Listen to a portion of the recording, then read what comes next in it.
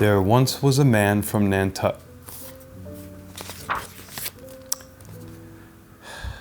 Far, far from the big city lights, at the end of the world, in a town voted the sunniest place in all of New York, a passionate chef and woodworker spent his day off in his basement woodshop, building and creating. 8 feet above him, just after the children boarded the bus for school, his lovely wife Maria decided to make a sauteed Asian chicken and vegetable dish for dinner. George appreciated Maria's passion for cooking and rewarded her with a large collection of Le Creuset pots. Unfortunately, George didn't know his own strength and forgot that each pot weighed as much as a steel girder. He feared that one day he would find himself on the ground with a pot lodged in his head. When Maria returned from the market, she began to prep the vegetables and the chicken.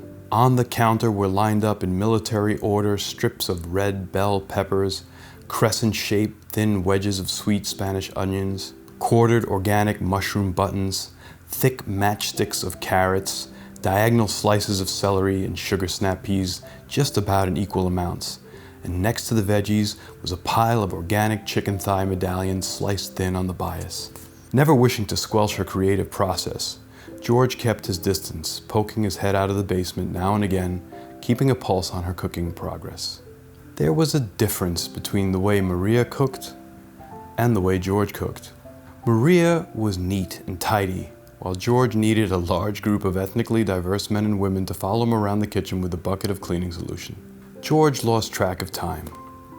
He heard the ruckus of his children's feet as they returned from school, along with the giant thump of a Le Creuset pot hitting the counter. Dinner preparations had begun. Their youngest son, Savas, came downstairs to pay his dad a visit. "Dad, Mommy's making some awesome chicken. It smells really good." Hints of the steamy wafts that escaped the cooking pot made their way down the cellar stairwell. George could not place the aroma. He knew that he had smelt it before, but could not put his finger on it. Maria seared the chicken in the pot with avocado oil, then took it out of the pot and set it aside in the chicken drippings. She added a little more oil and began to saute the vegetables.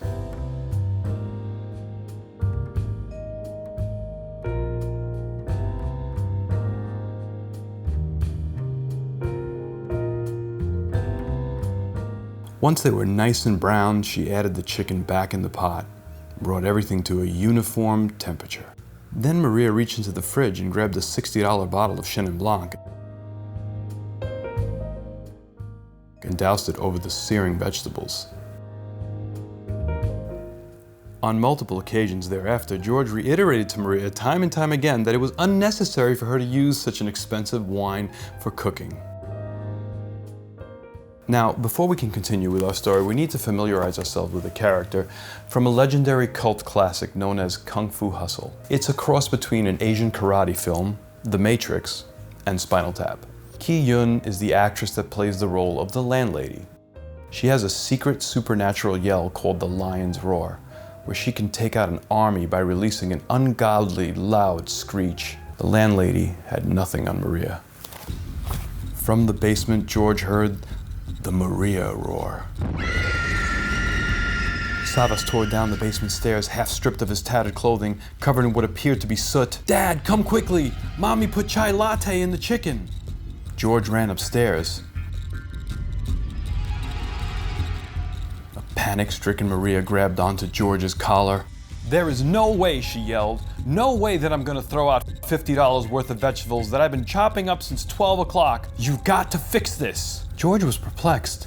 He didn't understand what happened and was concerned about the giant hole that was blown through the wall by Maria's loud scream. "I reached into the fridge for the box of chicken stock, and by accident, I grabbed the stupid box of Oregon chai tea concentrate and poured it into the pot. You have to fix this." "Calm down. Give me some room," George exclaimed. George wafted the precious vapors up to his nose. It smelled spectacular. Then he tasted. "Bring me the peanut butter." The children, confused, questioned George's request. "Do what Daddy says," Maria ordered. George dissolved the organic peanut butter into the dish. A velvety texture formed. He then added organic coconut aminos until the saltiness was just right. For a little kick, George carefully added Asian chili paste, which is also known as spicy pot sauce. The day was saved.